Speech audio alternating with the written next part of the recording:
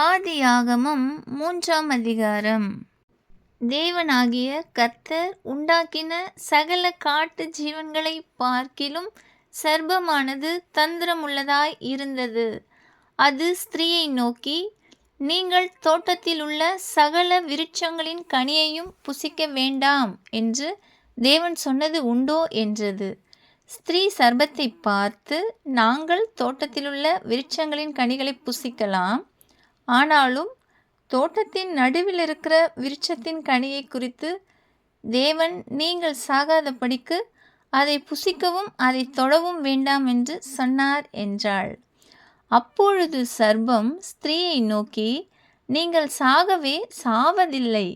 நீங்கள் இதை புசிக்கும் நாளிலே உங்கள் கண்கள் திறக்கப்படும் என்றும் நீங்கள் நன்மை தீமை அறிந்து தேவர்களைப் போல் இருப்பீர்கள் என்றும் தேவன் அறிவார் என்றது.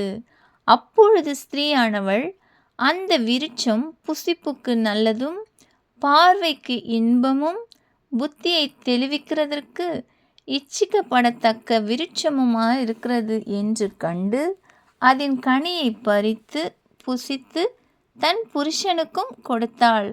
அவனும் புசித்தான். அப்பொழுது அவர்கள் இருவருடைய கண்களும் திறக்கப்பட்டது. அவர்கள் தாங்கள் நிர்வாணிகள் என்று அறிந்து அத்தி இலைகளை தைத்து தங்களுக்கு அரைக்கச்சைகளை உண்டு பண்ணினார்கள். பகலில் குளிர்ச்சியான வேளையிலே தோட்டத்தில் உலாவுகிற தேவனாகிய கர்த்தருடைய சத்தத்தை அவர்கள் கேட்டார்கள்.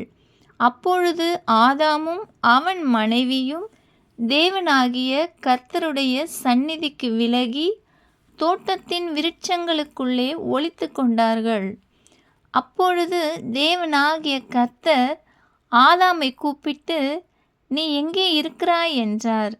அதற்கு அவன், நான் தேவரீருடைய சத்தத்தை தோட்டத்திலே கேட்டு நான் நிர்வாணியாயிருப்பதினால் பயந்து ஒளித்து கொண்டேன் என்றான். அப்பொழுது அவர், நீ நிர்வாணி என்று உனக்கு அறிவித்தவன் யார்? புசிக்க வேண்டாம் என்று நான் உனக்கு விலக்கின விருட்சத்தின் கனியை புசித்தாயோ என்றார். அதற்கு ஆதாம், என்னுடனே இருக்கும்படி தேவரீர் தந்த ஸ்திரீயானவள் அவ்விருட்சத்தின் கனியை எனக்கு கொடுத்தால் நான் புசித்தேன் என்றான். அப்பொழுது தேவனாகிய கர்த்தர் ஸ்திரீயை நோக்கி, நீ இப்படி செய்தது என்ன என்றாள். ஸ்திரீயானவள், சர்ப்பம் என்னை வஞ்சித்தது, நான் புசித்தேன் என்றாள். அப்பொழுது தேவனாகிய கர்த்தர் சர்ப்பத்தை பார்த்து, நீ இதை செய்தபடியால் சகல நாட்டு மிருகங்களிலும் சகல காட்டு மிருகங்களிலும் சபிக்கப்பட்டிருப்பாய்.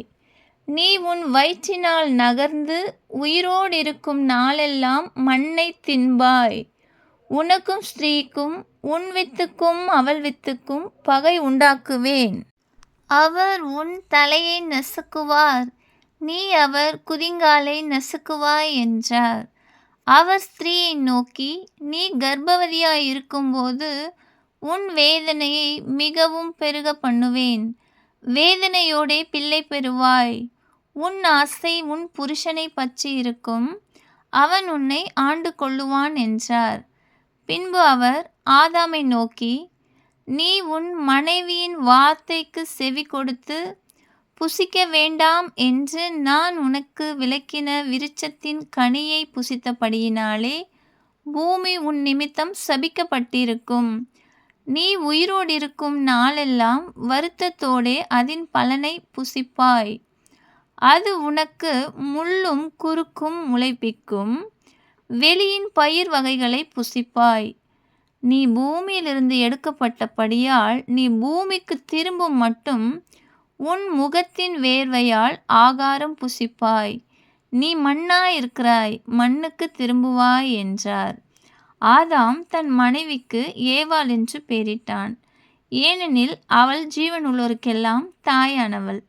தேவனாகிய கர்த்தர் ஆதாமுக்கும் அவன் மனைவிக்கும் தோல் உடைகளை உண்டாக்கி அவர்களுக்கு உடுத்தினார். பின்பு தேவனாகிய கர்த்தர், இதோ மனுஷன் நன்மை தீமை அறியத்தக்கவனாய் நம்மில் ஒருவரைப் போல் ஆனான்.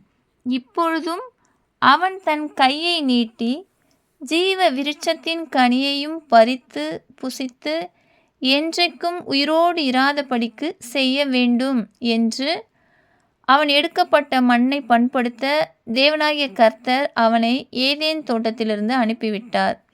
அவர் மனுஷனை துரத்திவிட்டு ஜீவ விருட்சத்துக்கு போம் வழியை காவல் செய்ய ஏதேன் தோட்டத்துக்கு கிழக்கே கேருபீன்களையும் வீசிக்கொண்டிருக்கிற சுடரொளி பட்டயத்தையும் வைத்தார். ஆமென்.